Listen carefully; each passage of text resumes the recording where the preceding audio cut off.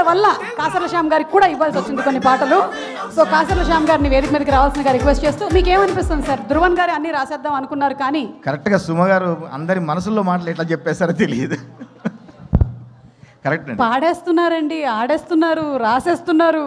మీరు ఇందాక నేను లేట్ వచ్చాను, మీరు అడిగారు కత్తందుకో జానకన్న మూమెంట్, నాకు అదే రఘురామ్ కలం పట్టుకున్న ప్రతిసారి కత్తందుకో జానకి అనిపిస్తుంది. Jokes apart, thank you. అందరికీ నమస్కారం అండి.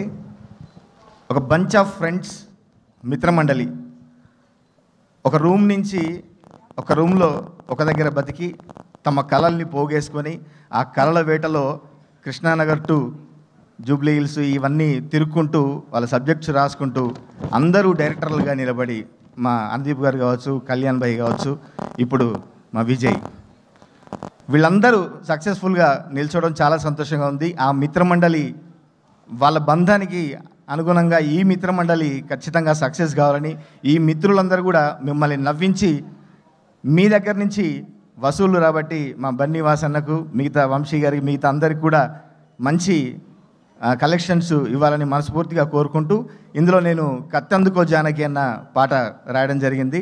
నాతోనే కలం పట్టించి, అంటే ఏ పాటల ప్రయాణం అక్కడి నుంచి ప్రారంభమైంది. ఆ తర్వాత నన్ను పక్కకు జరిపి వీళ్ళు రాసుకున్నారు, అది వేరే విషయం.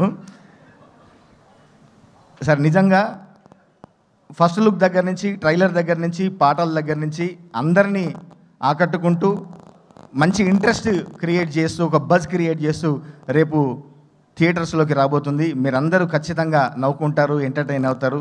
ఖచ్చితంగా రండి, సినిమాను చూడండి, ఆదరించండి, ఆశీర్వదించండి. మనం ఎట్లాగైతే వరుస విజయ పరంపరలతో మన టాలీవుడ్ దూసుకెళ్తుందో అందులో మరొక విజయం కూడా రాబోతుందని గట్టిగా చెప్తాను నేను.